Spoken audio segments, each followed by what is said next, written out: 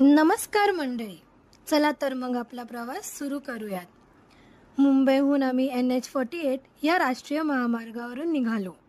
प्रवास सुरू झाला तेव्हा हवेत गारवा होता, मनात उत्सुकता आणि डोळ्यात नवनवीन दृश्यांची उत्सुक झलक. रस्ता जसा जसा पुढे सरकत गेला तसं तसं निसर्गाचं रूप बदलत गेलं. आम्ही कसारा घाटात पोहोचलो आणि तिथून पुढे इगतपुरीच्या सुंदर पर्वतीय भागात. डोंगराळ वळण, धुक्याने भरलेली हवा, रस्त्यांच्या कडेला दिसणारे पाण्याचे लहान झरे या साऱ्यांनी मन हरखून गेलं. घाटातून जाताना एक भावना मनात आली की प्रवास नुसताच डोळ्यांनी पाहायचा नसतो, तर तो अनुभवायचा असतो. दुपारच्या सुमारास आम्ही सिंधवाजवळून मध्य प्रदेशात प्रवेश केला.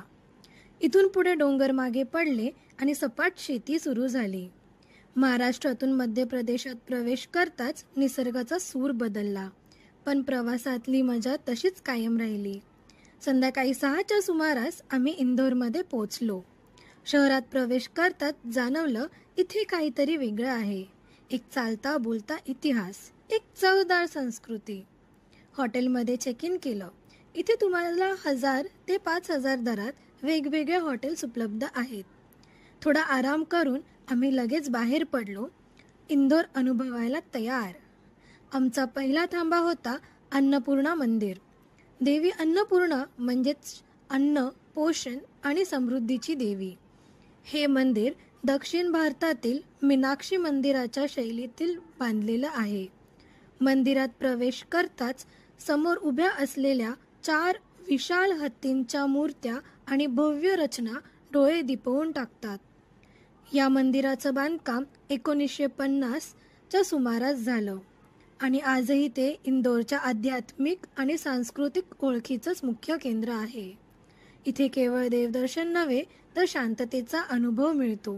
मग आम्ही पोहोचलो 56 दुकानांमध्ये. नावातच ओळख आहे. इथे अक्षरशः 56 फूड स्टॉल्स एका रांगेत आहेत.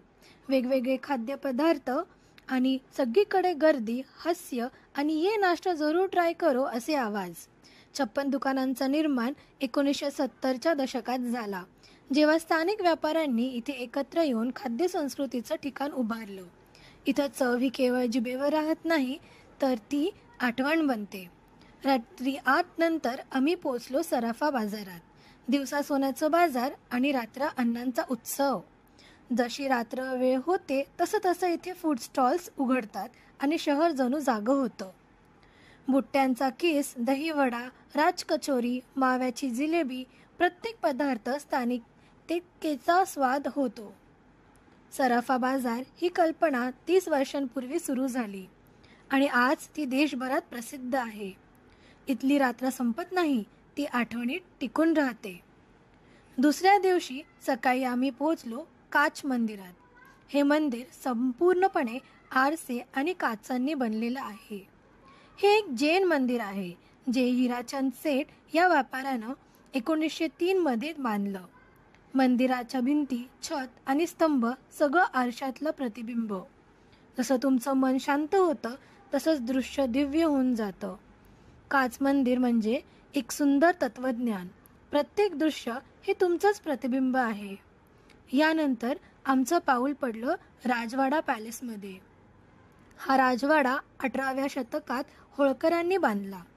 इथली वास्तुकला ही मराठा मुघल शैलीची एक सुंदर मिश्रण आहे.